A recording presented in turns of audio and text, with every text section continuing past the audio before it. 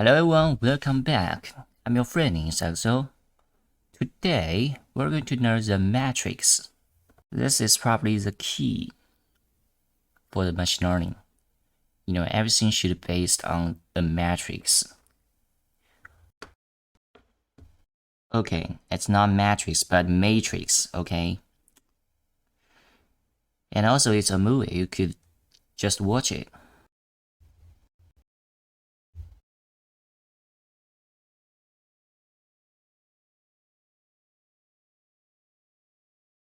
Okay, so for the first step, what you need to do is to use a matrix to represent something. Then based on that representation, you do some operations.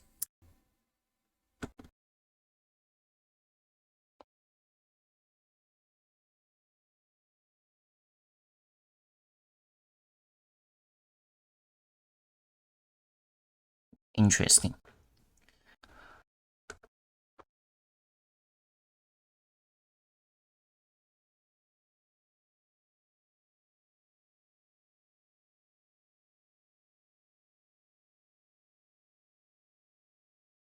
Alright, let's get into the next one. Multiply matrix by matrix, okay? By scanners.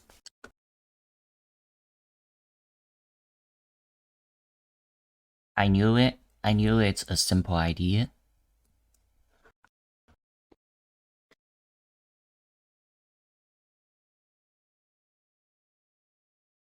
Okay. So I guess I got some problem with the recording because it doesn't record anything from the desktop. So you might say, well, maybe we just subtract corresponding entries. And that indeed is how you can define matrix subtraction. In fact, you don't even have to define matrix subtraction. You can let this fall out of what we did with scalar multiplication and matrix addition. We could view this as the exact same thing as taking 0, 1, 3, 2, and to that we add negative 1 times negative 1, 3, 0, 5. And if you work out the math, you're going to get the exact same result as just subtracting the corresponding terms. So this is going to be, what is this going to be? 0 minus negative 1 is positive 1. 1 minus 3 is negative 2. 3 minus 0 is 3. 2 minus 5 is negative 3. And you'll see that you get the exact same thing over here. When you multiply negative 1 times a negative 1, you get a positive 1. Positive 1 plus 0 is 1. So, let's say now you could probably understand why all those operations in matrix should have the two numbers or the two matrices should have the same dimension or the same shape, so that the library like the TensorFlow or the PyTorch could be able to do those operations. Because, for example, the adding and subtracting for these two operations that it needs the two matrices to have the same shape, otherwise they cannot do it. Use matrices to manipulate data. We're told a certain pet store chain has 3 types of dog food, and each comes in bags of 2 different sizes. Matrix A represents the store's inventory at location A, where rows are food types and columns are bag sizes. So let's see, it's store A, that's what matrix A is telling us. They're telling us we have 3 different types of food, 3 different types of dog food, and then they each come in 2 different sizes. So for example, type 1 dog food in size 1, they have 5 bags of that, while type 2 dog food in size 2, they have 9 bags of that. All right, that's fair enough. Matrix B represents the store's inventory at location B. All right, same thing for store B. Matrix C represents how many more or less bags of each type and size there are in location A relative to location B. Complete matrix C. So pause this video and see if you can have a go at that. So we need to fill in the entries here of matrix C. All right, now let's do this together. So let me just review what it just told us. Matrix C represents how many more bags of each type and size there are in location A relative to location B. So for example, this first entry right over here, we want to know how many more bags of type 1, size 1 there are in location A than there are in location B. Well, I would take the number that there are in location A, and then from that, subtract how many there are in location B. That would tell me how many more I have in location A. So if I take 5 minus 8, what am I going to get? Well, I'm going to get -3 right over here. And you might already be recognizing what's happening. For every corresponding entry, I'm going to subtract the entry from matrix B from the entry in matrix A. Or another way to think about it is, if I take matrix A and I subtract matrix B, I am going to get matrix C. I'm just going to subtract all of the corresponding entries. So if I do 7 minus 6, and that is going to be 1. I'm just going to color code this. If I do 3 minus 10, that's going to be -7. If I do, I'm running out of colors. If I do 9 minus 12, that is also going to be -3. And then if I do this brown color, 10 minus 5, that is going to be +5. And then if I do 15 minus 9, that is +6. So we can see that, for example, type 1, size 2, we have 1 more in store A than we have in store B. But if we think about type 2, size 1, it shows us that store A has actually 7 fewer of that than store B does. Now we have one last question here that is below the screen, but let me scroll down here. So they tell us that matrix D is defined as follows, or defines as follows. Let me make it a little grammatical.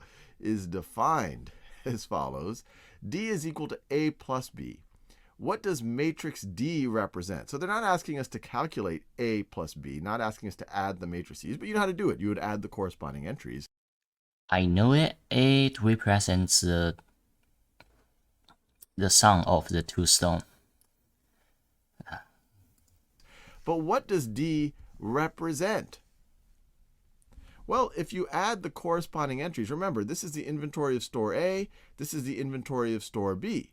So if you were to add them, the matrix D would tell you the combined inventories of A and B for each of the types and sizes. We're told in the beginning of each episode of a certain game show, each contestant picks a certain door out of 3 doors. Then the game show host randomly picks one of the 2 prize bundles. After each round, each contestant receives a prize based on the door they picked and the bundle the host picked. Matrix A represents the possible prizes for the first round. All right, so for example, if the contestant picks door 3 and the host picks bundle 1, the prize is $300. But if the contestant picks door 3 and the host picks bundle 2, the prize would be $0.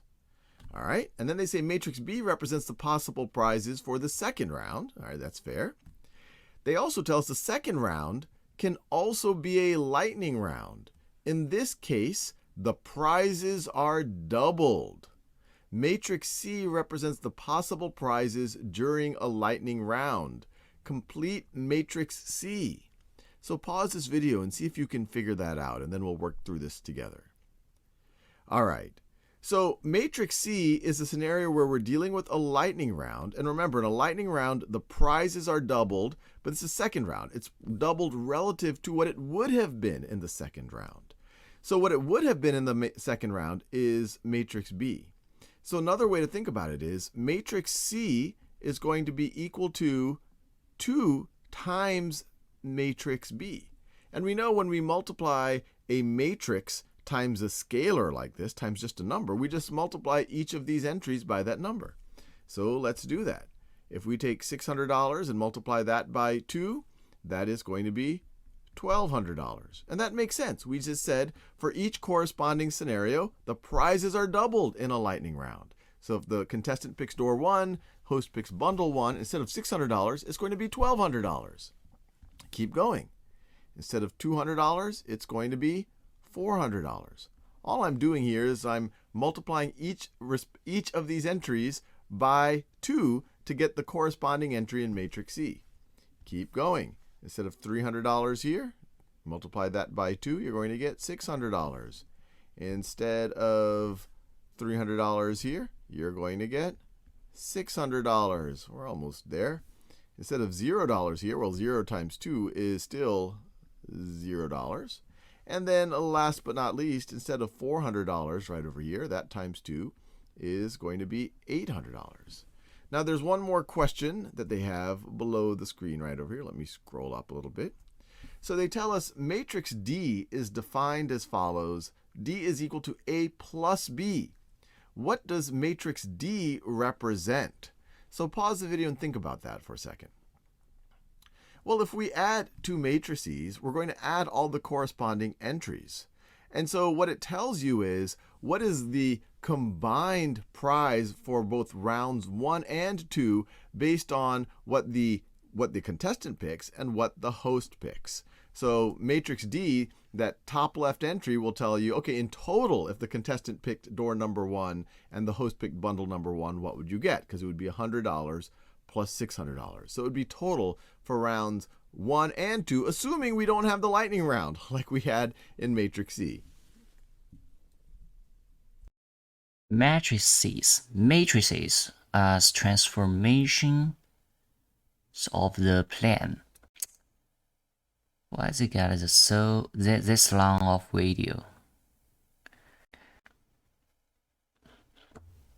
In this video, we're going to explore how a 2x2 matrix can be interpreted as representing a transformation on the coordinate plane. So let's just start with some examples or some conceptual ideas.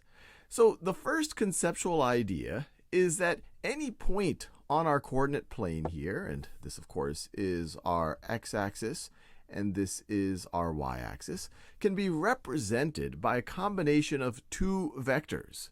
You could have this vector right over here that goes exactly 1 unit in the horizontal direction.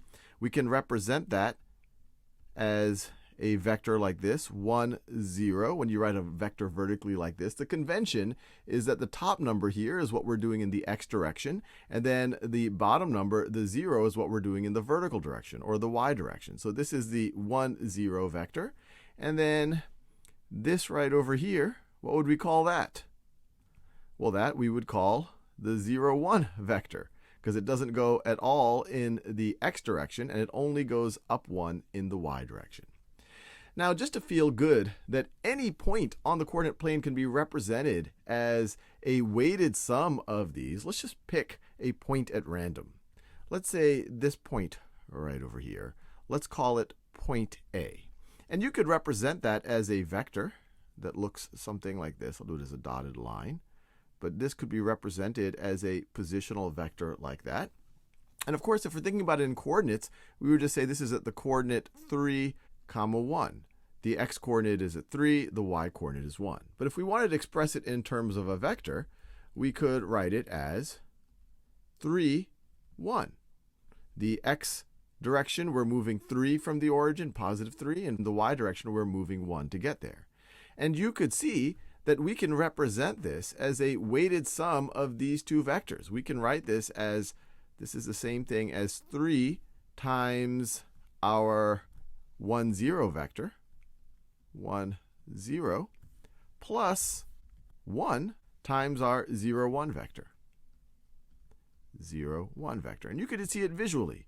This yellow vector that points to point A right over there, you can have 3 of this vector, 1, 2, and then 3, and then 1 of the orange vector. Now, I said that I would explain how 2x2 matrices can represent a transformation. And the way that you could think about it is, if I have a 2x2 matrix that looks like this, so let me just draw the matrix, where the first column is 1, 0, and then the second column is 0, 1. This just tells you what to do with these two vectors. I know this might be a little bit confusing at first, but let's just walk through it together. So the way I've represented it, this first column says, what is the transformation you want to apply to this 1, 0 vector, this first blue vector? Well, we're just keeping it 1, 0, so we're not changing it. It's the same. 1, 0 vector here, 1, 0 vector here. Likewise, 0, 1 vector here, 0, 1 vector here. So this 2 by 2 matrix actually represents what's sometimes known as the identity transformation. It maps any point on the coordinate plane back to itself. It doesn't change the points. But I'm showing this because now I'm going to show a 2 by 2 matrix that represents a non-identity transformation. For example, let me draw the matrix again. So let's say I have the matrix. Instead of 1, 0 here, I'm going to write a 2, 1 here. Instead of a 0, 1 here, let me write a 1, 2. So in this transformation, what we're doing is we're turning this 1, 0 vector into a 2, 1 vector. You're going to see what I'm talking about in a second. So what does a 2, 1 vector look like? Let me do it in that color. Well, we go 2 in the x direction, 1 in the y direction. So it's going to look like this. It's going to look like that. And then what does a 1, 2 vector look like? Well, it goes 1 in the x direction and then 2 in the y direction, so it looks like this. And the way that this represents a transformation is that anything that was a weighted sum of the 1, 0 and the 0, 1 vectors originally, you can now view as a weighted sum of the 2, 1 and the 1, 2 vectors. And so we can now think of another point, A prime, that's not going to be 3 of the 1, 0s and 1 of the 0, 1s. We can think of it as, let me write it over here, as 3 of the 2, 1s plus 1 of the 1, 2s. One of these. 1, 2. So where would that put that now? Well, we're going to go 3 of the 2, 1s. So this is 1 of them. This is 2 of them. And then this is 3 of them. And then I'm going to have 1 of the 1, 2 vectors, this orange vector right over here. And so I'm going to have 1 of those. And so that will take me to A prime. This is my new point after the transformation. I go to A prime. So I've gone from this point A to this point A prime. And this 2 by 2 matrix is telling us how to transform. Now we can do that with multiple points. Now, if I talk about a point here at the origin that was originally at the origin, point B, well, that's 0 of the orange vectors, 0 of the blue vectors. So even after the transformation, it's going to be 0 of the 2, 1 vector and 0 of the 1, 2 vectors. So it's just going to stay in place. It's just going to map to itself. So B is equal to B prime. And we could also imagine another point. Let's say right over here. Let's call that point C. Well, point C is originally 2 of the blue vectors and none of the orange vectors. So after the mapping, it'll be 2 of the 2, 1 vectors and none of the 1, 2 vectors. So 2 of the 2, 1s. So if you go 1, 2, and then none of the 1, 2s, you're going to get C prime right over there. And so notice, if originally you had a triangle between A, B, and C, let me draw it like this. So if originally you had this triangle, A, B, C, what is it now what is it now mapped to? Well, it's now mapped to this big triangle. Do my best to draw it relatively straight so we land on target. So that's that side. And then we have this side going from B prime to C prime. And then we want to connect that side from C prime to A prime. Now you might be saying, Sal, how do you know that the lines map onto other lines? How do you know this transformation didn't all of a sudden make this line squiggly or zigzag? And that's one of the interesting properties of the type of transformation we're talking about. A 2 by 2 matrix will represent a linear transformation. And there's two ways to think about it in this context. A linear transformation will always map the origin onto itself, and it will always map a line onto another line. It won't turn that line into a curve, or it won't make it zigzag somehow. Now, the last thing you might be wondering is, hey, what about all these transformations we had from geometry, these similarity transformations, things like rotations, reflections, dilations? Can you do those with matrices? And the simple answer is yes, you can do them as long as you keep the origin in place. And you can actually, using a 2x2 matrix, come up with a whole series of other linear transformations that are much more, let's call it exotic, than just the rotations, reflections, and dilations. To be honest, I do not quite understand what he just said. But I guess that's fine. In a previous video, I talked about how a 2x2 matrix can be used to define a transformation for the entire coordinate plane. What we're going to do in this video is experiment with that a little bit and see if we can think about how to engineer 2x2 matrices to do some of the transformations that you might be familiar with, like rotations or dilations or reflections. So this is a website run by the University of Texas, web.ma.utexas.edu, and you have the URL here. I encourage you to go there and play around with it yourself. And what I have here is I have our two vectors, which any point on our coordinate axis can be defined by some combination of these two vectors. This in red here is the vector 1, 0. It goes 1 in the x direction, 0 in the y direction. And you can see that as this first column right over here in this identity matrix. And this blue vector right over here, this is the vector 0, 1, which is the second column in this identity matrix. It goes 0 in the x direction and then 1 in the y direction. Now, the way to engineer a transformation is to say, well, what would that transformation do to these two vectors? And then change the numbers accordingly. So, for example, let's say that we wanted to have a reflection about the x-axis. So if you did a reflection about the x-axis, this red vector would not change. It would stay 1, 0. But what would happen to this blue vector? Instead of being 0, 1, it would be 0, negative 1.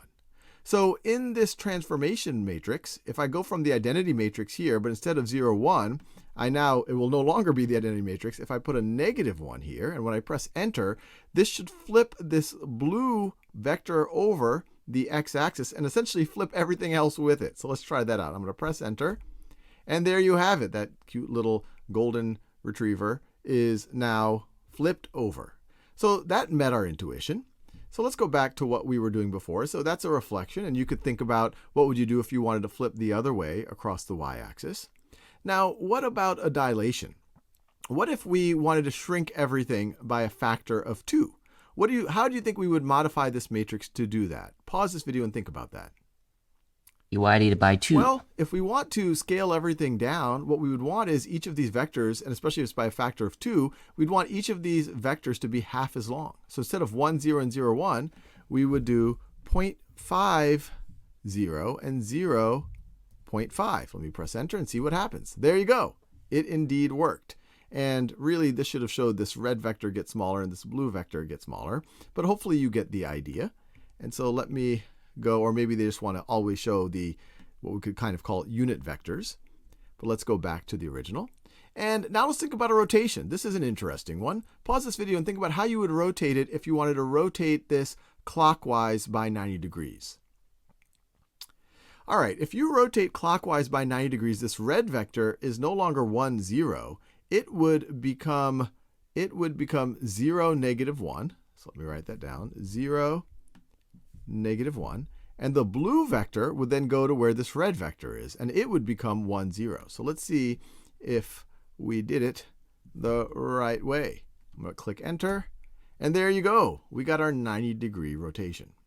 And so I just gave you some examples of how you can do a pure rotation, a pure dilation, or a pure reflection. But you can imagine you can also do combinations of them by manipulating this matrix accordingly. And I encourage you to play around. You can do some exotic transformations if you want. Let's see what happens if I make this a 1. Press enter. Oh, that's interesting. What happens if I then make this a 2? Oh, that's interesting. So notice you can do all sorts of really interesting linear transformation. And just as a reminder, linear transformation is one where the origin always maps to itself, and any lines are mapped to other lines. Not necessarily the same line. Okay, so speak of that, this is how those computer science originally come up with an idea of how to manipulate a two-dimensional image. Or even in the 3D world, they also use a matrix idea to actually handle those data, those objects. And for this specific case, what we can do with the matrix transformation is to, for example, scale this image, rotate this image, make a mirror of this image, or just move this image around, up or down, left or right, something like that. In this video, we're going to talk about something called determinants of matrices. So I'll start just telling you the notation and how do you compute it, and then we'll think about ways that you can interpret it. So let's give ourselves a 2 by 2 matrix here. So, and actually I'll give it in general terms. So let's say that this top left term here is A, and then this one here is B, the top right. The bottom left is C, and then let's call this bottom right D. And let me do that in a different color. So this is D right over here. The determinant of this matrix, and let me just call this matrix, let's say that this is matrix A. So there's a bunch of ways to call the determinant or have the notation for the determinant. We could write it like this. We could have these little, it looks like absolute value signs, but it really means determinant when you apply it to a matrix. So the determinant of matrix A, you can write it that way. You could write it this way. The determinant of matrix A, you could write it that way. Or you could write it this way, where you put these lines that look like big absolute value signs instead of the brackets when you describe the numbers. So you could also write it this way. And I haven't explained what a determinant is or even how to compute it yet. I'm just talking about the notation of how you even talk about the determinant of a matrix. So you could also write it this way, just rewrite the whole matrix with those vertical bars next to it. This is defined as, and we'll see how it's useful in the future, the top left times the bottom right. So A times D minus the top right times the bottom left, B, C. So another way to think about it, it is just these two, the product of these two, minus, so that's those two right over there, minus the product of these two right over here. So let's just first, before we start to interpret this, get a little practice just computing a determinant.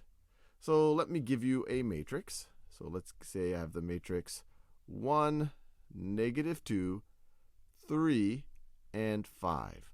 Pause this video and see if you can compute the determinant of this matrix. Let's call this matrix B. I want you to figure out the determinant of matrix B. What is this going to be equal to? All right, now let's do this together. So you're going to have the product of these two numbers. So we have 1 times 5 minus the product of these two numbers, which is 3 times -2. And that, of course, is going to be equal to 1 times 5 is 5, 3 times -2 is -6, but we're subtracting a -6. 5 minus -6 is the same thing as 5 plus 6, which is going to be equal to 11. Now that we know how to compute a determinant, in the future video, I will give you an interesting interpretation of the determinant. To be honest, I don't know what is a determinant at this moment.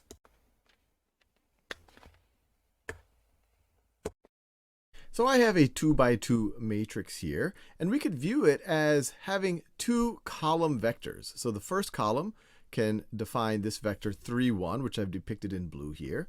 And then that second column, you can view it as telling us that we have another vector, 1, 2, which I have depicted in this pink color. Now, an interesting interpretation of the determinant of this 2 by 2 matrix is that the absolute value of the determinant is the area of the parallelogram defined by these two vectors. What do I mean by the parallelogram defined by these two vectors? Well, imagine taking this bottom vector and shifting it so its tail is at the head of this pink vector. So it would look like this. Hand draw it. So it would look something like that. And then if you were to take this pink vector and copy it and shift it up and to the right, So its tail is at the head of the original blue vector. It's going to look something like that. And so you can see you can use that technique to take any two vectors in the coordinate plane, and they will define a parallelogram. And it turns out that the area of this parallelogram is going to be equal to the absolute value of the determinant of this matrix here. So what's that going to be? Well, we know how to figure out the determinant. It is 3 times 2, which is 6, minus 1 times 1, which is 1, which is equal to 5. And of course, the absolute value of 5 is 5. Now that's pretty cool in and of itself. We figured out one. Okay, before he goes to any farther, one thing you need to know is that how he draw out the green line here, or the pink line, or pink segments right in here. Well, he uses the first number as the x-axis value and the second value as the y-axis value. So that's why he can draw out this line. The x value is 1 and the y value is 2. The same thing applies to the green line here.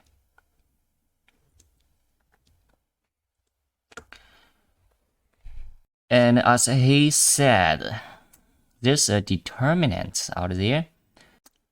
I guess what he said is the absolute value or something like that, since he is trying to use that symbol, the absolute value symbol, to represent that thing. One interpretation of a determinant, which will be useful as we build up our understanding of matrices. But another interpretation is to say, all right, what if A is a transformation matrix? And I'm just rewriting it. So we know what a transformation matrix does. It tells us what to do with the unit vectors, so to speak. So for example, I have this vector right over here, which is the vector 1, 0. We know that a transformation matrix says, all right, take that 1, 0 vector and turn it into the 3, 1 vector. So turn that into that right over there. And we know we have the other, or another unit vector. Let's call this right over here, is the 0, 1 vector. Goes 0 in the x direction, 1 in the y direction. And the transformation matrix says, hey, turn that into the 1, 2 vector. But then you could think about it, it's also not just transforming the individual vectors, it's also scaling up the area defined by the vectors. So the area defined by these two original, we could say, unit vectors, we could see it's 1 by 1. It's that area right over there. So this transformation is taking us from an area of 1 to an area of 5. It's scaling it up by a factor of 5. Now that's reasonably interesting just for this one unit square, but because of that, it'll actually scale up the area of any figure. Let's say you had a figure like this. So this type of oval circle thing, it has some area. If you apply this transformation matrix, it will look something like this. I'm just approximating it. It would look something like that. So this will tell us that this bigger blob has 5 times the area of this original blue blob, because the bigger blob is the image once we've transformed the smaller blob by this transformation matrix. So if I were to tell you that the area of this smaller circle is, let's say, 0.6, but then we were to apply the transformation, and someone were to ask you, what is the area of this bigger blob, which is the image of the smaller circle after the transformation? Well, you would take 0.6, multiply it by the absolute value of the determinant of the transformation matrix. You'd multiply it by 5, so 0.6 times 5 would be 3 square units. Okay, so this is indeed the absolute value, but not the original one, but the absolute value of the transformation. And by using it, you could get the transferred, how do I say, transferred area or something like that from the original one. Determinants. Determinants, a factor which decisively affects the nature or outcome of something, or a quantity obtained by the addition of products of the elements of a square matrix according to a given rule.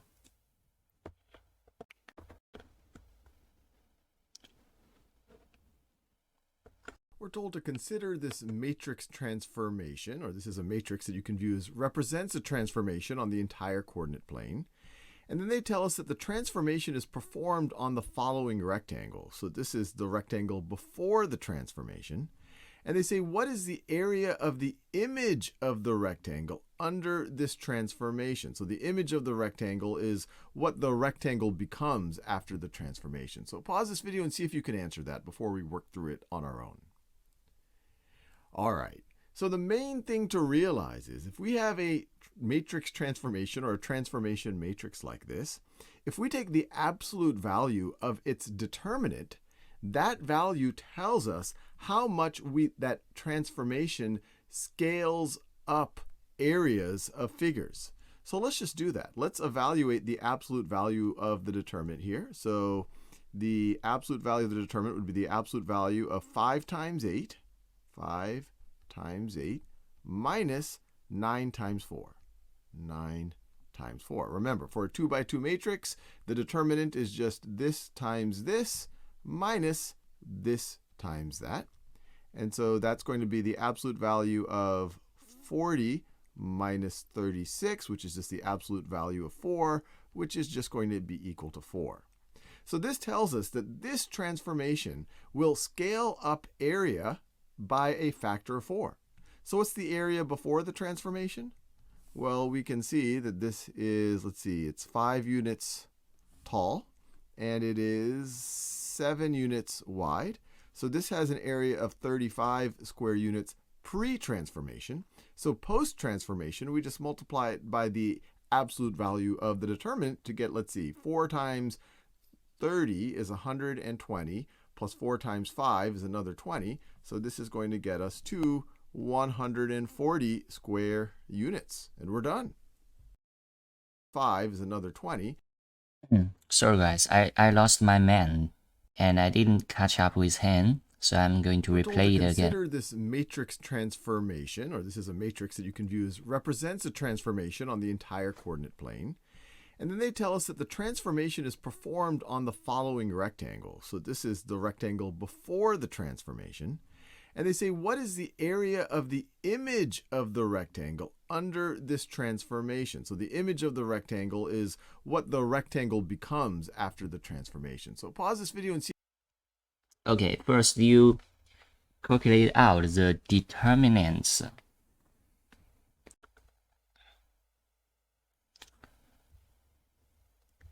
By doing this calculation, you say 4 times 9, and you're going to divide it by, 5 times 8. Then you divide that number by 4 times 9. And you get the number of 4. You apply this number, you multiply this number with the original area of that object. Then you get the transferred area of that object. 20 plus 4 times 5 is another 20. So this is going to get us to 140 square units, and we're done. The goal of this video is to feel good about the connection that we've talked about between the absolute value of the determinant of a 2 by 2 matrix and the area of the parallelogram that's defined by the 2 column vectors of that matrix. So for example, I have this column vector right over here, AC. So that's this blue vector. So this distance right over here, it goes A in the x direction. So this distance right over here is A. And then it goes C in the y direction. So this distance right over here is equal to C. And so this distance up here is also equal to A. And this is also equal to C. So we have this vector, and then we have the BD vector. And BD vector, so in the x direction, it goes a distance of B right over there. Or if we draw it over here, it goes a distance of B. And in the vertical direction, it goes a distance of D. So this right over here is D, and this distance right over here is D. And we can see that the parallelogram created or defined by those 2 vectors, its area is right over there. Now, let's see if we can connect that to the determinant or the absolute value of the determinant of this matrix. And we're just going to assume, for the sake of simplicity, that A, B, C, and D are positive values. Although we can, in the future, do this same thing where we had some other combination where some of them are not positive. But this will hopefully give you a clue of how we can prove it. Now, how can we figure out the area of this parallelogram? Well, one technique would be find the area of this larger rectangle right over here. And then from that, subtract out the parts that are not in the parallelogram. And so let's do that. So what's the area of this larger rectangle? Well, let's see, the dimensions here are this length from here to here is A, and then from here to here is B. So this is A plus B on this side. And on this side up here, this part is D, and then this part is C right over here. So it's D plus C. So the area of the whole thing is going to be A plus B times D plus C, which is equal to, we just do the distributive property a few times, it's going to be AD plus AC plus BD plus BC. Now from that, we're going to want to subtract out all of these other parts that are not in the parallelogram. So let's do that. So you have this triangle right over here whose area would be AC over 2, A times C over 2. But you also have this one, which has the same area. So if we subtract both of them out, we'd want to subtract out a total of AC. Each of those are AC over 2. So to count both of them, let's subtract out an AC. And then, of course, we could do these two triangles. And the area of each of these triangles is BD over 2, B times D over 2. But add them together, their combined area is BD. So let's subtract that out, minus BD. And now, what is the area of this right over here? Well, that is B times C. So minus B times C. Actually, and that's also the area of this right over here. So we have another B times C. So minus 2BC. So let's see what's going on. So if we subtract these out, that takes out that, that takes out that.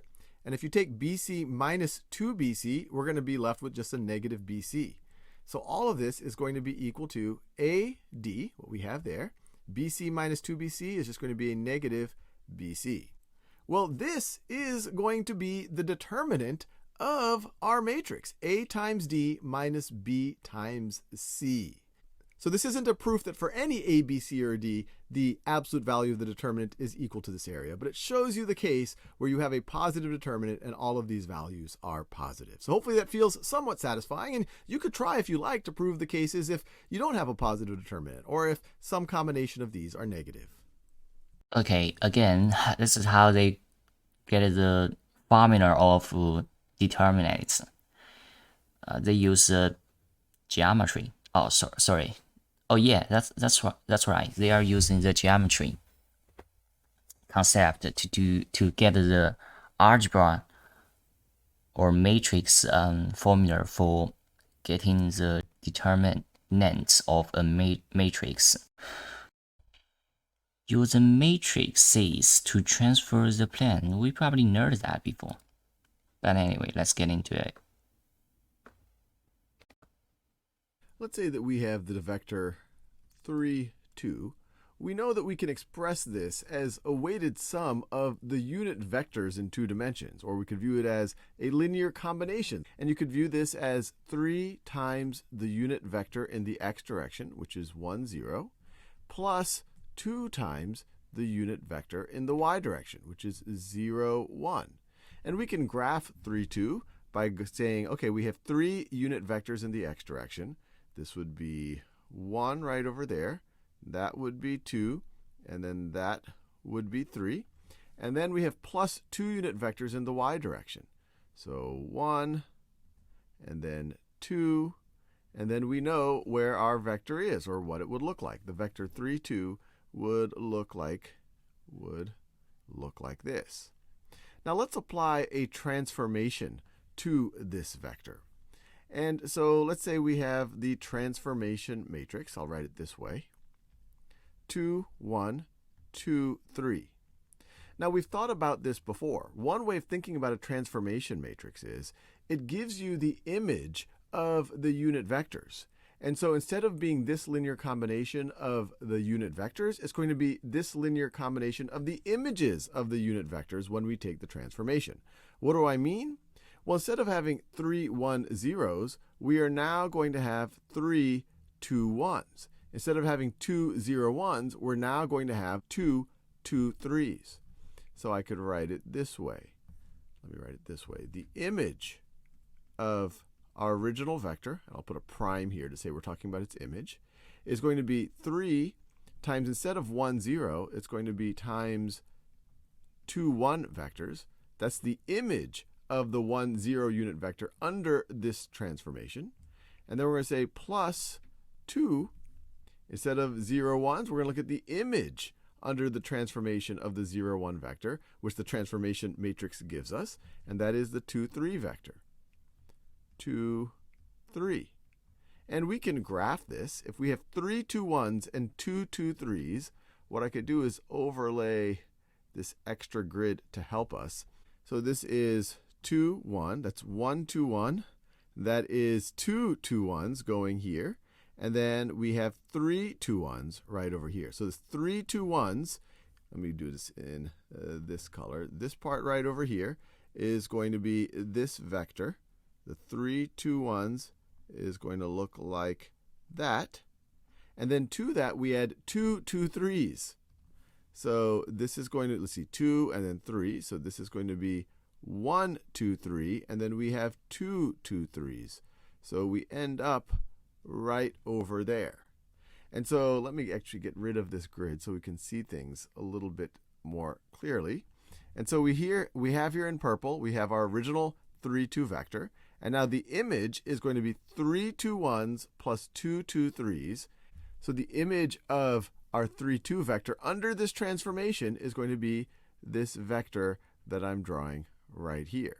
And it looks, when I eyeball it, it looks like it is the 10 9 vector, and we can verify that by doing the math right over here. So let's do that. This is going to be equal to 3 times 2 is 6, 3 times 1 is 3, and we're going to add that to 2 times 2 is 4, 2 times 3 is 6, and indeed, you add the corresponding entry. 6 plus 4 is 10, and 3 plus 6 is 9. And we're done. The important takeaway here is that any vector can be represented as a linear combination of the unit vectors. Now, when we take the transformation, it's now going to be a linear combination not of the unit vectors, but of the images of the unit vectors.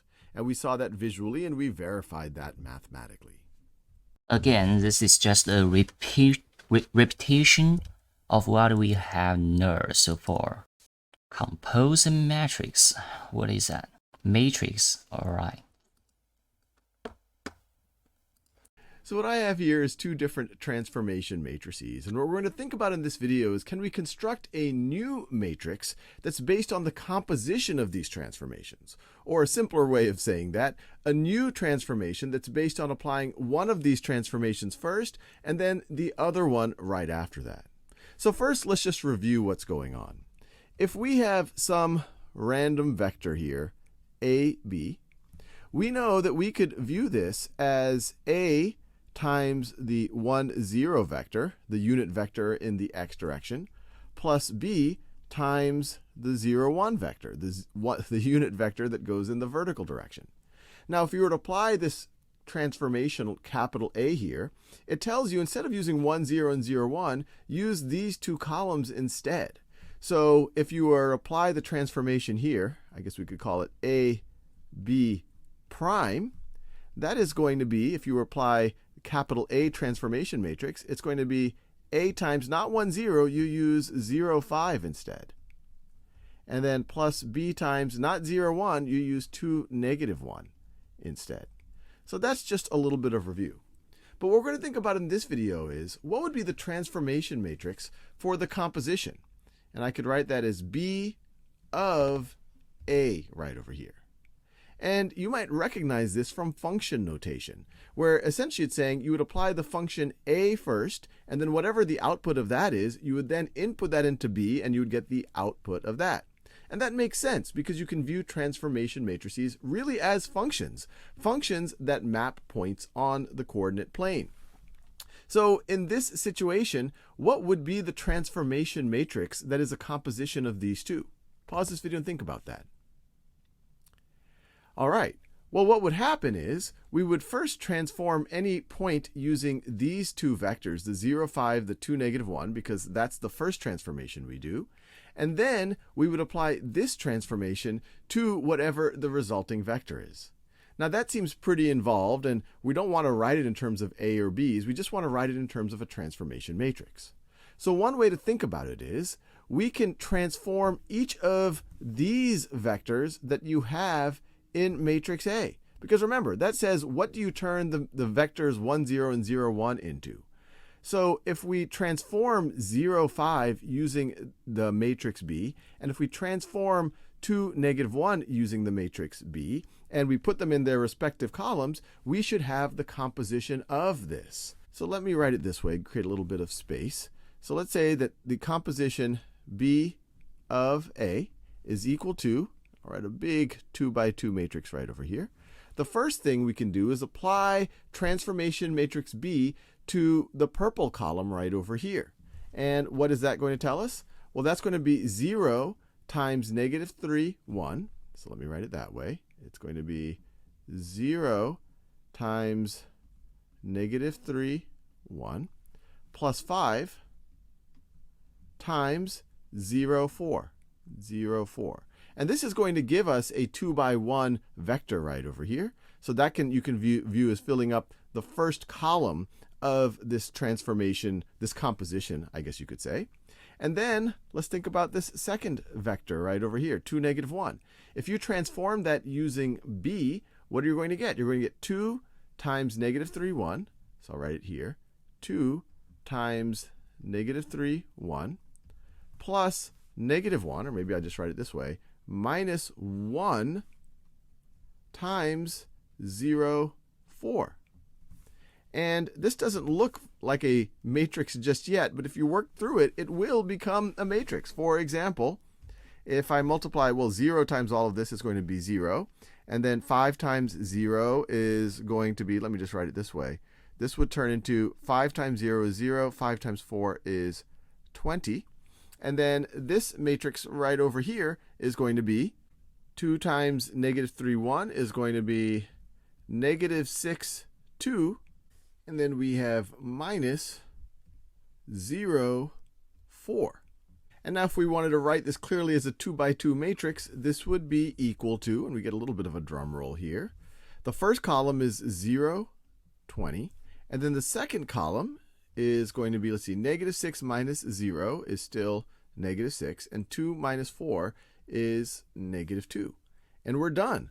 We have just created a new transformation matrix that's based on the composition B of A. So if you apply transformation A first to any vector, and then apply transformation B to whatever you get there, that is equivalent to just applying this one 2 by 2 transformation matrix, B of A, to any vector. All right, let me think about this.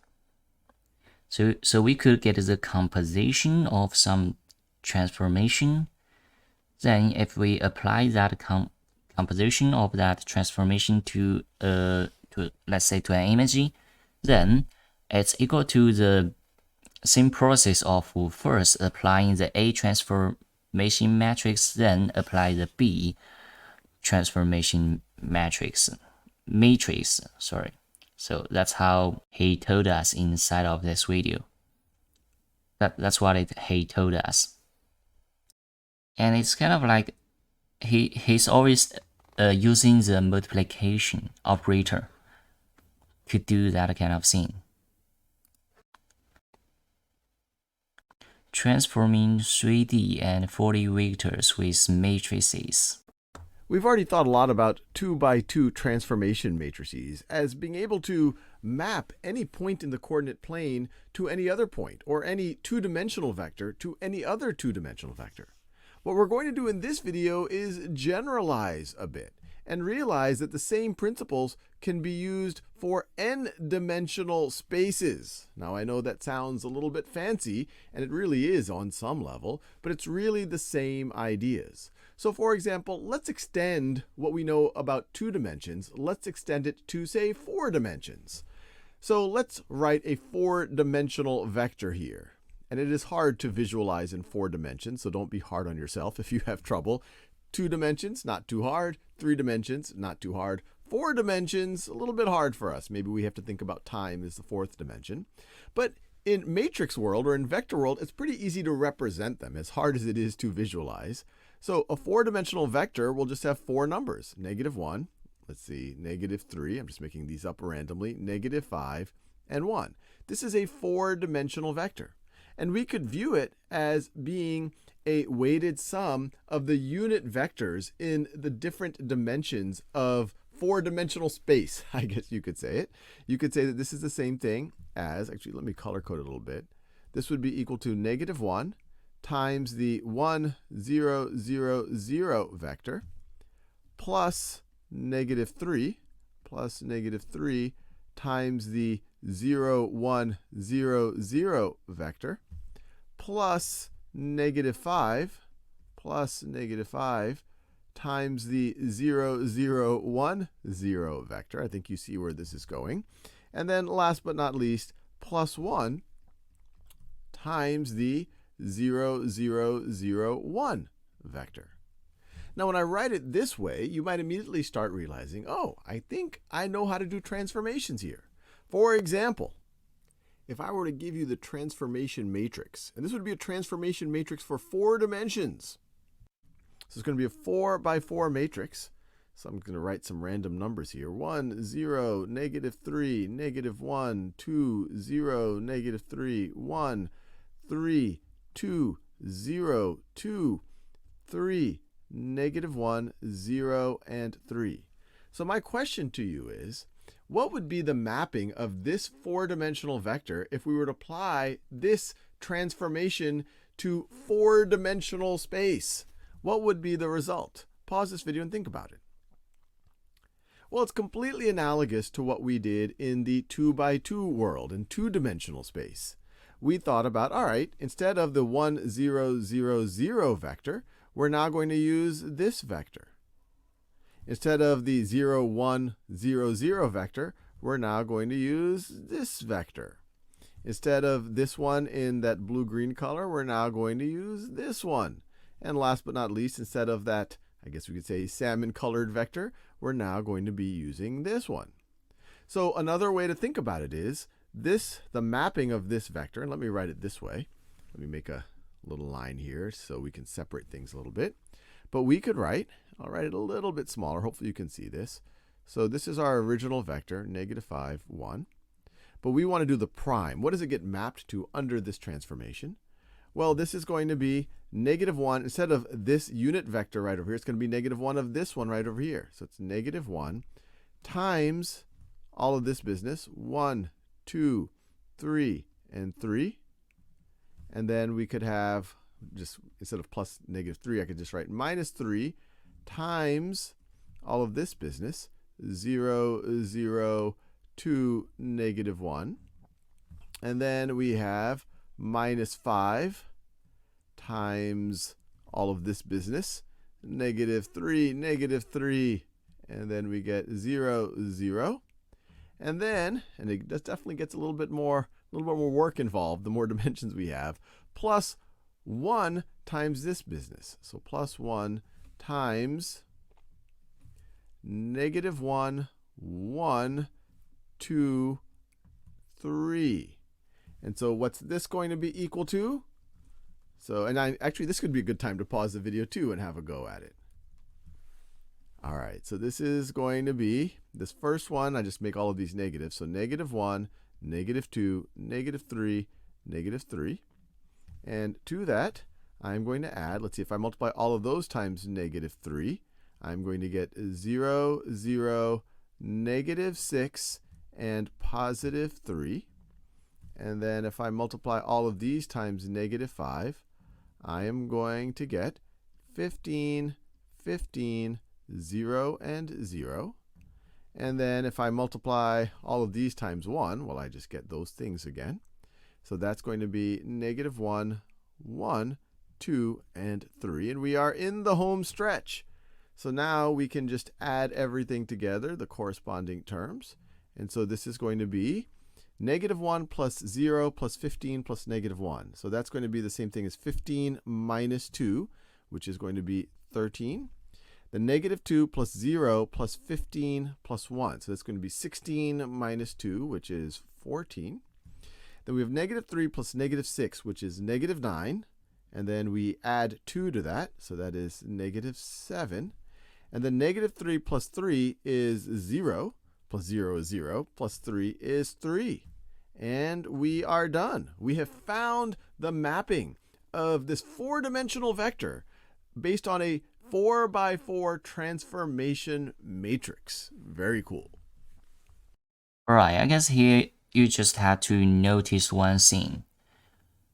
Even though here all you say is that they only got one 4-dimension vector out there, but in the real world, it's definitely not one vector. It's a bunch of vectors, like a matrix. But a matrix was composed by a lot of vectors.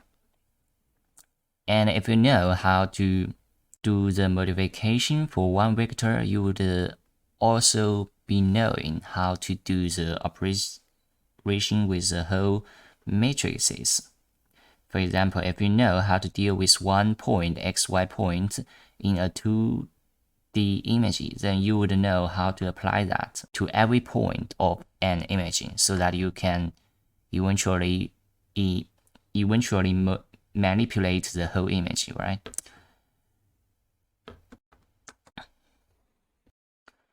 Composing a 3x3 matrices.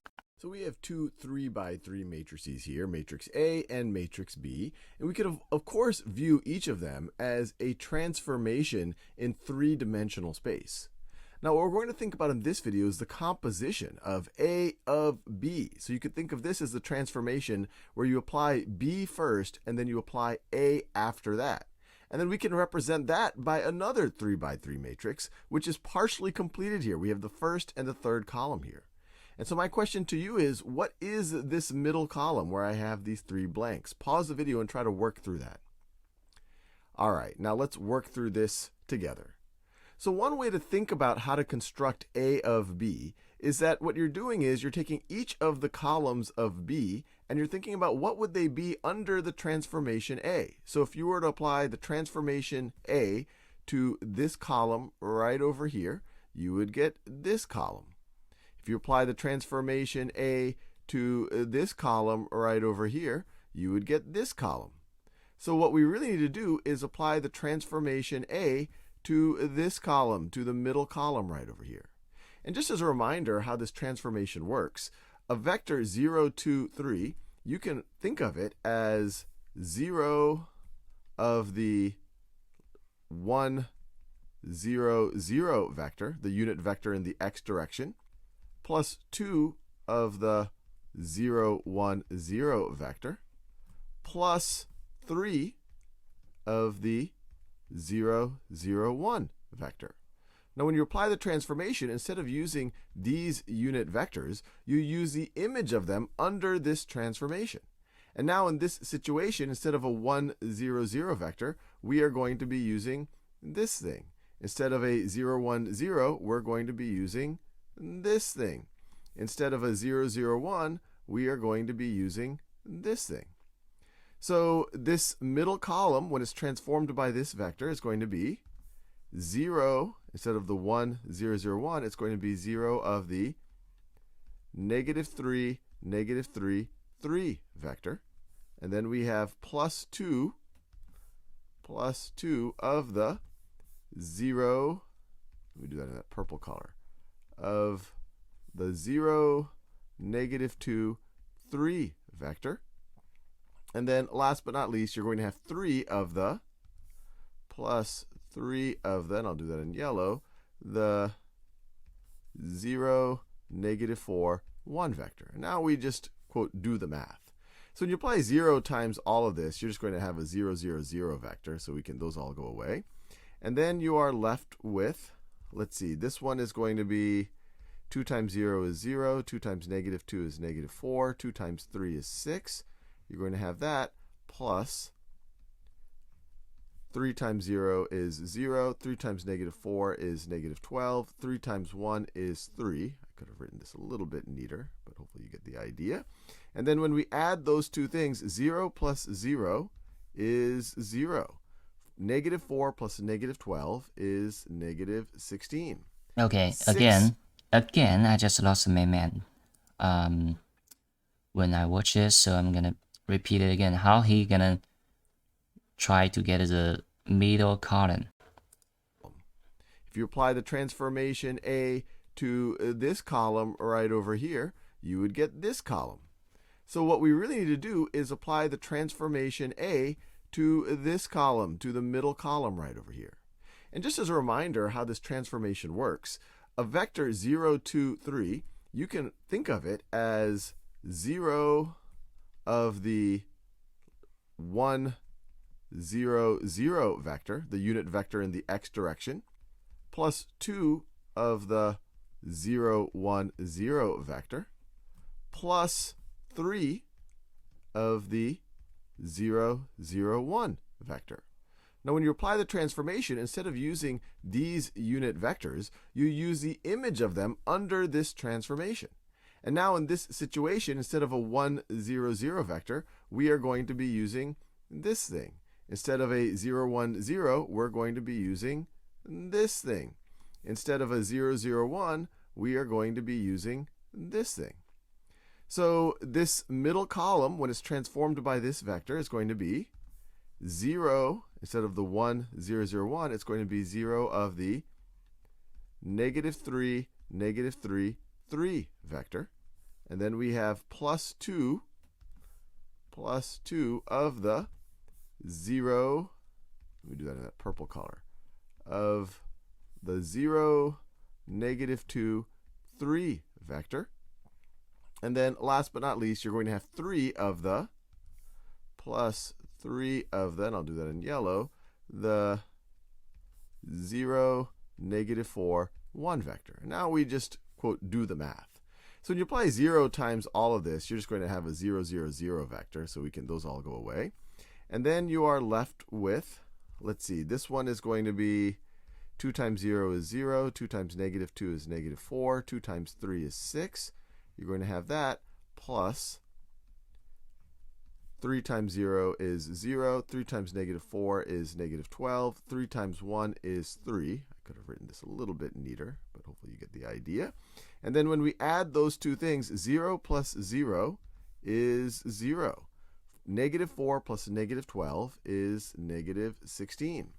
6 plus 3 is 9. And we're done. We have just completed the composition of A of B. All right, thank to God that for now we do not have to manually calculate out all those results for matrix operations. But instead of manually do that kind of job, we could use a computer to do that. That was good. Manipulating matrices by matrices. Let's say that we've got two matrices, and I'll just, for simplicity, I'll start with two 2 by 2 matrices. So let's say that this first one right over here is 2, negative 2, 5, and let's say 5 and 3. And then I have this matrix right over here that it's also going to be 2 by 2. And let's say it's negative 1, 4, let's say 7, and negative 6.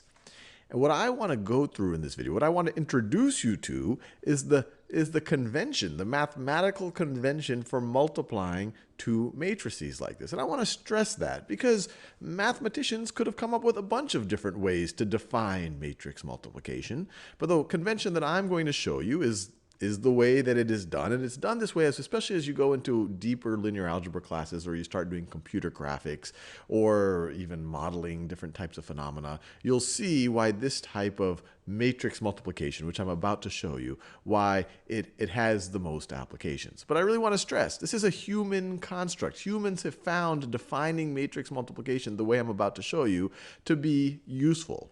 So let's just think about how this could be. And once again, I want to stress it's a human construct. There's several ways that you could have thought about multiplying two 2x2 matrices.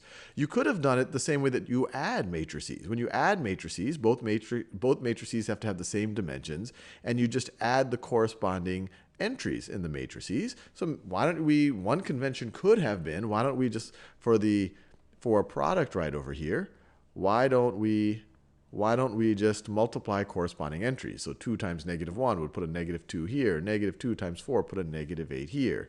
That's how we did addition. We added corresponding entries, but that is not the convention for multiplying matrices. That is not the standard convention. The standard convention for multiplying matrices is we're essentially going to take, to get this top left entry right over here, we're going to take the product of this row, of that row, with this column right over here. Now, what does it mean to take the product of a row and a column?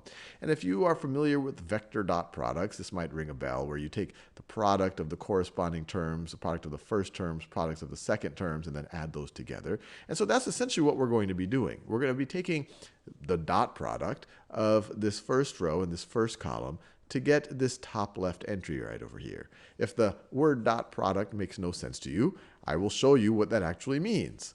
So actually, let's get some more real estate here, just so I think it'll be useful, especially this very first time that we attempt to multiply matrices. So this top left entry, it's going to be 2 times -1. So 2 times -1 plus -2 plus -2 times 7. Plus -2 times 7. So notice, I took the product, first entry in the row, first entry in the column, those two products, then the product of second entry in the row, second entry in the column, that's right over there, and then I added them together. And that's essentially taking the dot product of this row vector and this column vector. If that doesn't make sense to you, if you're not familiar with vectors and dot products, don't worry about it. We just took the product of the first entry, product of the second entry, added them together to get, this is going to give us some number, and we'll calculate that in a few seconds. But let's think about the other ones. So to get this entry right over here, we're going to take the first row from this matrix and the second column from this matrix. And that kind of makes sense because we're still in the first row, but we're in the second column of the first row right here. First row, second column. So it's going to be 2 times 4, 2 times 4, plus -2, plus -2 times -6. And at this point, I encourage you to pause the video, seeing what you just saw, see if you can complete this. See if you can figure out the bottom left entry and the bottom right entry. And I'll give you a clue. It has something to do with this second row here. So I'm assuming you've given a go at it. Now let's just power through it together. Sometimes matrix multiplication can get a little bit intense. So we're now in the second row. So we're going to use the second row of this first matrix. And for this entry, second row, first column. Second row, first column. 5 times -1. 5 times -1 plus 3 times 7. Plus 3 times 7. And then finally, we're in the home stretch now. To get this bottom row, second column, or second row, second column, we multiply this row essentially by this column right over here. So it is going to be 5 times 4, 5 times 4, plus 3 times -6, plus 3 times -6. Now, what does all of this simplify to? So this is going to be equal to, let's see. So -2 plus -14, that's going to be -16. That right over there is -16. Then we have 8 plus 12, so that's going to be 20. And then we have -5 plus 21, which is going to be 16. positive 16. Did I do that right? Yep, positive 16. And then finally, you're going to have 20 minus 18. So that's just going to be 2. So the product of these two matrices, we deserve a little bit of a drum roll at this point. When we multiply this 2 by 2 matrix times this 2 by 2 matrix, we are going to get negative 16, 20, 20, 16, and 16, and 2. And we are done. Okay, as I said before, we don't have to do it manually, but for some examination, they attend to ask you to do those operations or calculation by your hand. So when that time comes, you have to know this. We're given two matrices over here, matrix E and matrix D, and they ask us what is ED, which is another way of saying what is the product of matrix E and matrix D. So just so I remember what I'm doing, let me copy and paste this, and then I'm going to get out my little scratch pad. So let me paste that over here. So we have all the information we needed. And so let's try to work this out. So matrix E times matrix D. So this is matrix E times matrix D, which is equal to, matrix E is all of this business. So it is 0, 3, 5, 5, 5, 2 times matrix D, which is all of this. So we're going to multiply it times 3, 3, 4, 4, negative 2, negative 2. Now the first thing that we have to check is whether this is even a valid operation. Now the matrix multiplication is a human defined operation that just happens, in fact all operations are, that happen to have neat properties. Now the way that us humans have defined matrix multiplication, it only works if when we're multiplying our two matrices, so this right over here has 2 rows and 3 columns, so it's a 2 by 3 matrix, and this has 3 rows and 2 columns, it's 3 by 2. This only works, we can only multiply this matrix times this matrix if the number of columns on this matrix is equal to the number of rows on this matrix. And in this situation it is, so I can actually multiply them. If these two numbers weren't equal, if the number of columns here were not equal to the number of rows here, then this would not be a valid operation, at least the way that we have defined matrix multiplication. The other thing you always have to remember is that E times D is not always the same thing as D times E. Order matters when you're multiplying matrices. It doesn't matter if you're multiplying regular numbers, but it matters for matrices. But let's actually work this out. So what we're going to get is actually going to be a 2 by 2 matrix, but I'm going to create some space here because we're going to have to do some computation. So this is going to be equal to, I'm going to make a huge 2 by 2 matrix here. So the way we get the top left entry is essentially going to be, it's going to be this row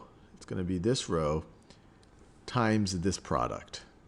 If you view them each as vectors and you have some familiar with the dot product, we're essentially going to take the dot product of that and that. And if you have no idea what that is, I'm about to show you. This entry is going to be 0 times 3. So 0 times 3 plus 3 times 3 plus 3 times 3 plus 5 times 4 plus 5 times 4.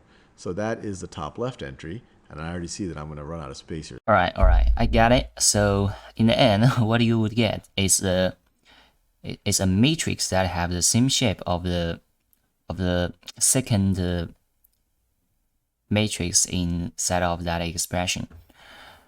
And if we want to do the multiplying kind of thing, we have to at least make sure that the first matrix have the same long length as the second matrix rows length, something like that.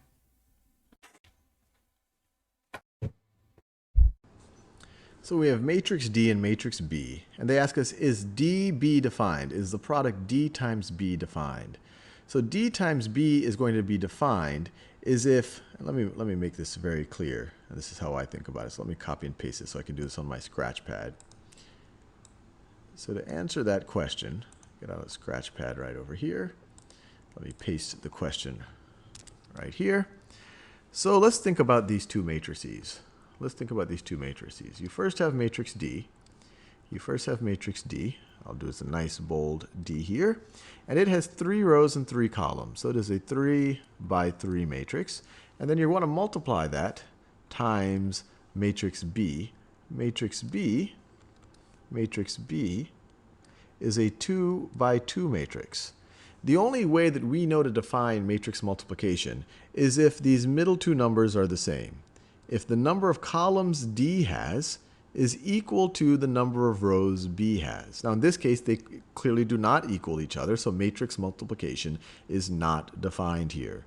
So let's go back there and say no, DB is not defined. Let's do a few more of these examples. So we have a 2 by 1, you could view this as a 2 by 1 matrix, or you could view this as a column vector. This is another 2 by 1 matrix or a column vector. C plus B defined. Well, matrix addition is defined if both matrices have the exact same dimensions. And these two matrices do have the exact same dimensions. And the reason why is because with matrix addition, you just add every corresponding term. So in the sum, the top, it'll actually be 4 plus 0 over negative 2 plus 0, which is still just going to be the same thing as this matrix up here. So as I said before, if we want to do the multiplication, we have to make sure the first matrix have the same clone length as the second matrix rows length. But for the addition or the subtraction operation, it requires the two matrices have the same dimension or shape. When you first learned multiplication many years ago, you got exposed to the idea that 1 times, I shouldn't use that symbol, 1 times some number is equal to that number again. And that makes intuitive sense. You're just literally saying 1 of this thing is just going to be that thing right over there. And you could view it as 1 when you're thinking about regular multiplication or scalar multiplication. It has this identity property. So it has the identity property of multiplication. 1 times some number is equal to that some number again.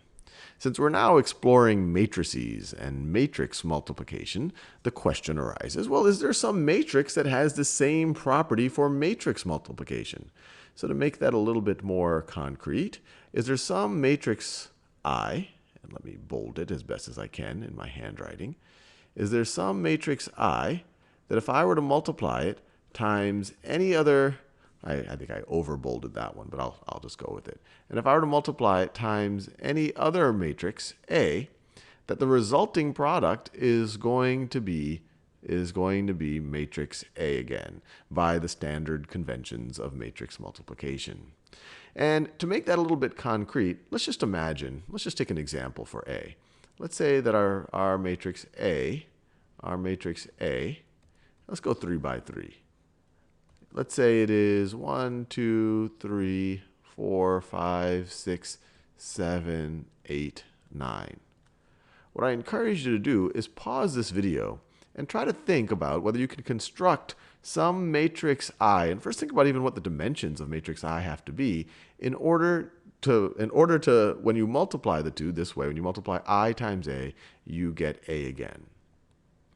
So I'm assuming you've given a go at it. So let's think this through. So let's throw matrix A down there. So let's say copy and paste. And let's first think about what the dimensions are going to have to be. Well, when I multiply my matrix I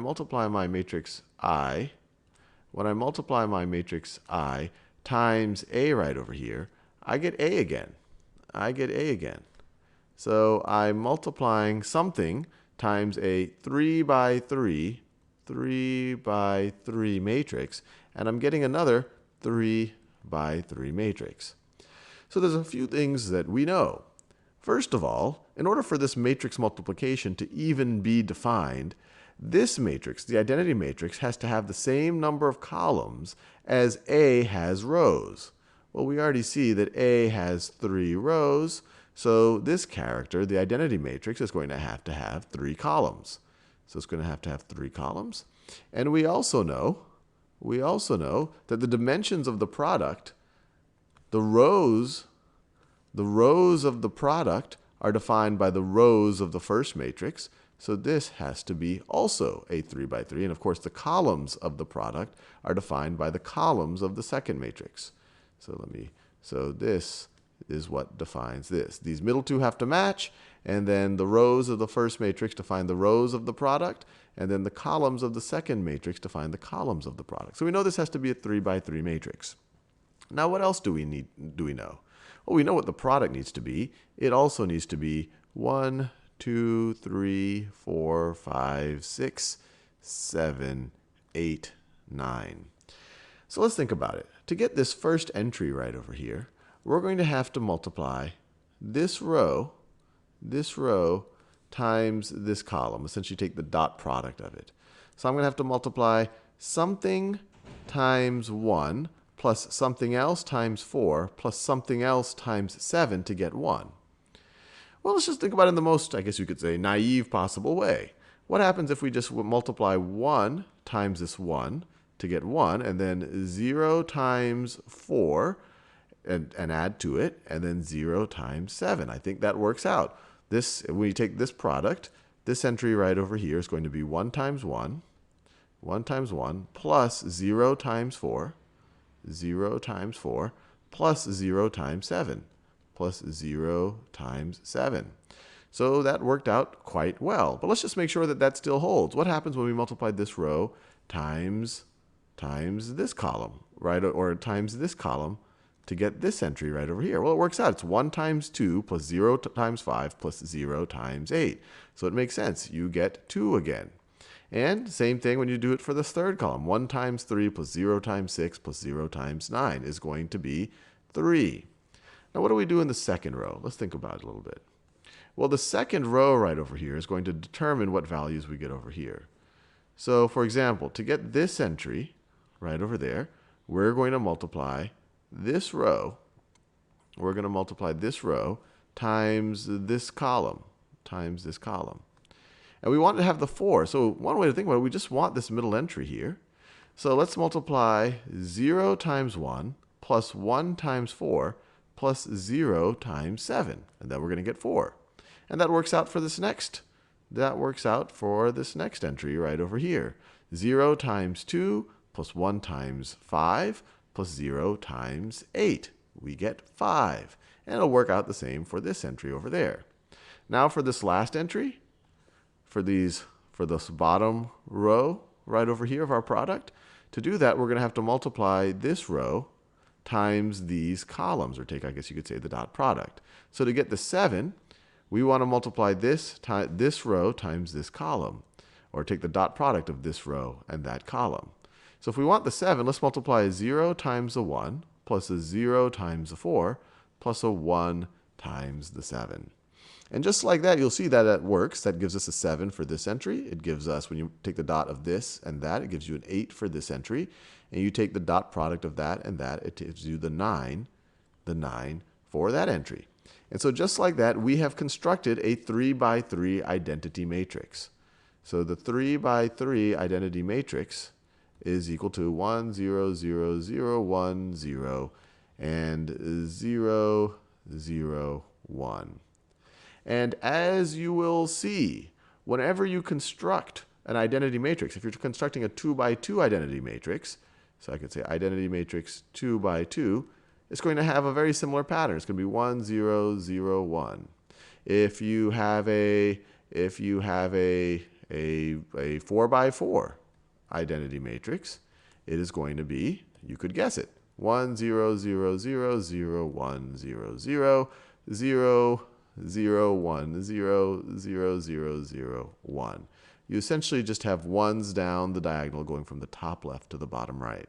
And what's neat about identity matrices, you multiply it times any matrix, and you're going to get that matrix again.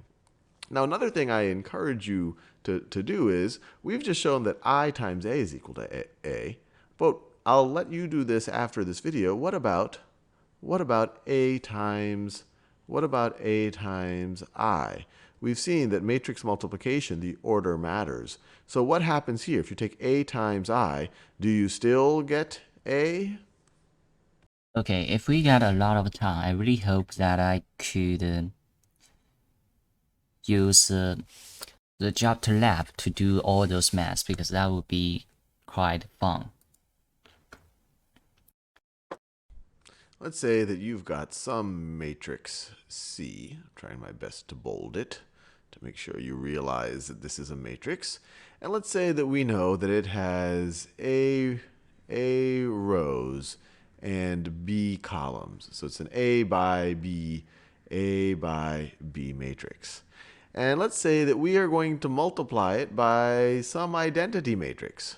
Some identity matrix. Once again, let me do my best attempt to bold this right over here. So we're going to multiply the identity matrix I times C. And of course, we are going to get C again because that's the identity matrix. That's the property of the identity matrix. And of course, C, we already know, is an A by B matrix. A rows and B columns. Now, based on this, what are the dimensions of I going to be? And I encourage you to pause this video and think about it on your own. So we've already done this exercise a little bit where we first looked at identity matrices, but now we're doing it with we're multiplying the identity matrix times a very general matrix. I'm just even speaking in generalities about its dimensions. Well, one thing we know is that matrix multiplication is only defined if the number of columns of the first matrix is equal to the number of rows of the second matrix. So this one has A rows, so this one's going to have A columns. It's going to have A columns. So it's going to have A columns. Now, how many rows is this one going to have? Well, we already know that matrix multiplication is only defined if the number of columns on the first matrix is equal to the number of rows on the second one. And we know that the product gets its number of rows. We know the product gets its number of rows from the number of rows of the first matrix being multiplied. So if the product has A rows, then the identity matrix right over here has to have A rows. Now, what's interesting about this? When we first got introduced to identity matrices, we picked out a 3 by 3 example, and we got a 3 by 3 identity matrix. What's interesting about what we've just proven to ourselves is the identity matrix for any matrix, even a non-square matrix. A and B could be two different values. The identity matrix for any matrix is going to be a square matrix. It's going to have the same number of rows and the same number of columns. And so when we think about identity matrices, we can really just say, well, is this the identity matrix that is a 4 by 4? Is it a 3 by 3? Is it a 2 by 2? Or I guess even a 1 by 1? And so so the convention isn't even to write identity 2 by 2 is equal to 1, 0, 0, 1. The convention is actually to just write I2 because it's going to be a 2 by 2. It's going to be a 2 by 2 matrix, so it's going to be 1, 0, 0, 1. Identity 5 is going to be a 5 by 5 matrix, so it's going to be 1, 1, 2, 3, 4, 0, 1, 2, 1, 2, 3, 0, 0, 1, 1, 0, 0, 0. You get the idea. 0, 0, 0, 1, 0, 0, 0, 0, 0, 1. Just like that. The whole point here is just to realize that your identity matrix is always going to be a square matrix. And it works even when you're multiplying non-square other matrices. Okay, so the properties of the identity matrices is just like what we have in the one in normal algebra. We know that the multiplication of scalar quantities is commutative. For example, 5 times 7 is the same thing as 7 times 5. And that's obviously just a particular example. I could give many, many more. 3 times negative 11 is the same thing as negative 11 times 3. And the whole point of commutativity, I can never say it, is that it doesn't matter what order that I'm multiplying in. This is the same thing as negative 11 times 3. Or if we wanted to speak in general terms, if I have the scalar A and I multiply it times the scalar B, that's going to be the same thing as multiplying the scalar B times the scalar A. Now what I want to do in this video is think about whether this property of commutativity, whether the commutative property of multiplication of scalars, whether there's a similar property for the multiplication of matrices. Whether it's the case that if I had two matrices, let's say matrix capital A and matrix capital B, and matrix capital B, whether it's always the case that that product, the resulting matrix here, is the same as the product of matrix B and matrix A, just swapping the order. And I encourage you, so is this always true? It might be sometimes true, but in order for us to say that matrix multiplication is commutative, that it doesn't matter what order we are multiplying it, we have to figure out, is this always going to be true? And I encourage you to pause this video and think about that for a little bit. Well, let's just think through a few things. First of all, let's just think about matrices of different dimensions. So let's say I have a matrix here. Let's say that matrix A is a, I don't know, let's say it is a 5 by 2 matrix. 5 by 2 matrix. And matrix B is a 2 by 3 matrix. So the product AB is going to have what dimensions? So if I multiply these two, you're going to get a third matrix. Let's just call that C for now. You're going to get a third matrix C. And what are going to be the dimensions of C? Well, we know that first of all, that this product is defined under our convention of matrix multiplication because the number of columns that A has is the same as the number of rows B has. And the resulting rows and column are going to be the rows of A and the columns of B. So C is going to be a 5 by 3 matrix. A 5 by 3 matrix. Now what about the other way around? What would B times A be? And once again, I encourage you to pause the video. So if you were to take B, so let me copy and paste that, and multiply that times A. So I'm really just switching the order of the multiplication. So copy and paste. So if we take that product right over there, what is that going to be equal to? What is this? What is this right over here going to be equal to? Well, the first question is matrix multiplication even defined for these two matrices? And when you look at the number of columns that B has and the number of rows that A has, you see that it actually is not defined, that we have a different number of columns for B and a different number of rows for A. So here, the product is not defined. So this immediately is a pretty big clue that this isn't always going to be true. Here, AB, the product AB is defined, and you'll end up with a 5 by 3 matrix. The product here, BA, isn't even defined. So this is already, we're already seeing that this is not the case, that order matters when you are multiplying matrices. And to make things a little bit more concrete, let's actually look at a matrix. You might be saying, oh, maybe this doesn't work only when it's not defined. But hey, maybe it works if we're always dealing with square matrices or matrices where both products are always defined in some way, or maybe or some other case. And so let's look at a case where we're dealing with two by 2 matrices and see whether order matters. So let's say I have the matrix. 1, 2, -3, -4, and I want to multiply that by the matrix -2, 0, 0, -3. What's that product going to be? And once again, I encourage you to pause the video and think about that. Well, let's think it through, and we've done this many times now. So this first entry here is going to be, we're essentially going to look at this row and this column. So it's 1 times -2, which is -2, plus 2 times 0. So this is going to be -2. And now for this entry over here, we'll look at this row and this column. So 1 times 0, which is 0, plus 2 times -3, which is -6. And then for this entry, we would look at this row and this column. So -3 times -2 is +6 plus -4 times 0, which is just +6. So you're going to have +6. And then finally, For this entry, it's going to be the second row times the second column. Negative 3 times 0 is 0. Negative 4 times negative 3 is positive 12. So fair enough. Now what if we did it the other way around?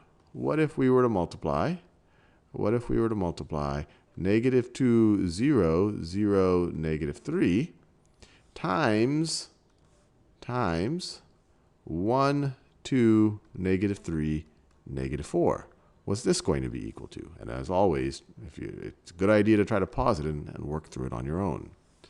So let's think about this. So negative 2 times 1 is negative 2 plus 0 times negative 3. So that's going to be negative 2. So far it's looking pretty good.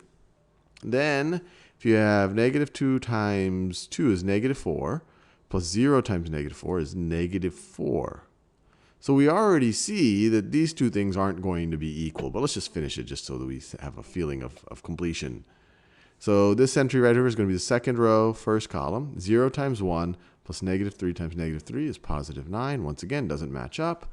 And then finally, 0 times 2 is 0, plus negative 3 times negative 4 is positive 12. So that one actually did match up. But clearly, these two products are not the same thing. The order with which, even though it's defined, it doesn't matter whether you take the yellow one times the purple one or the purple one times the yellow one. Both of those result in a defined product, but we see it's not the same product. So once again, another case showing that multiplication of matrices is not commutative. In other words, the order matters in the manipulation of matrices. What I want to do in this video is show that matrix E plus J dG K plus D ICE is this right over here times the second column, and we're going to get AE plus. So I want to look at the scenario. Okay, since I do not have that much time on this, so let's get into one of them, maybe two of them, then we will finish this video. I'm a big fan of looking at the same problem in different ways or different ways to conceptualize them. And so, for example, if I had a system of three equations with three unknowns, let me just make one up. 3x minus 2y minus z is equal to negative 1. That's one equation, and in 3 dimensions this would represent a plane. And then I have another one, 2x plus 5y plus z is equal to 0. That would represent another plane. Now, if you had two non-parallel planes, they would intersect each other and form a line. But then if we have a fourth plane, so let me write that as negative 4x minus y is equal to 8, it's possible, not always going to be the case, but it's possible that they will all intersect in exactly one xyz coordinate. And so in other videos, we talk about solving systems of equations like this with three equations and three unknowns. Now what I want to do in this video is connect this idea to the notion of matrices and matrix multiplication, which we've already reviewed in other videos. So we can think of this exact same problem in the following way. If we take all of the coefficients and we create a 3 by 3 matrix with them. So let me do that. So for example, let me get all of the x coefficients, a 3, a 2, and a negative 4. And I'll put it in this first column here. 3, 2, and negative 4. Let me get all the y coefficients, negative 2, 5, and essentially a negative 1. Negative 2, 5, and a negative 1. And then last but not least, all the coefficients on the z's, a negative 1, a plus 1, and then there's implicitly a 0z here. You can't see it. So it would be negative 1, plus 1, and then a 0. So these are the coefficients on x in purple, on y in yellow, and in, I guess, salmon color for the z's right over here.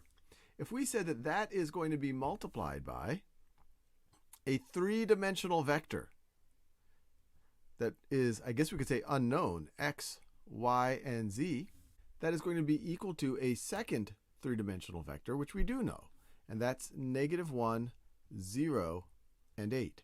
And I know there's a lot of things going on in your brain right now. You're like, Sal, this looks somewhat magical. You just took the coefficients, put the x, y, z's here, put the right-hand sides of the equal sign, in this case, the sides that didn't have the variables on it, put it over here. Does this actually make sense? Does this actually work?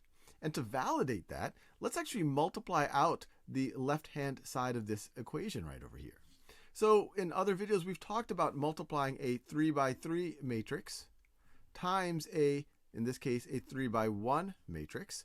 And this is going to actually give us a 3 by 1 matrix. So that's looking good already. And the reason why we know that is these two have to match in order for the multiplication to even be defined. And then the dimensions of the product are going to be 3 by 1. But let's actually multiply things out. Well, we know one way to construct this, I'm just going to focus on the left-hand side here, is to say, all right, let's essentially take this row and this column, and then take the sum of the product of the corresponding terms, I guess you could say. So this is going to be 3 times x, which is 3x, minus 2 times y, minus 2y, minus 1 times z, minus 1z, like that.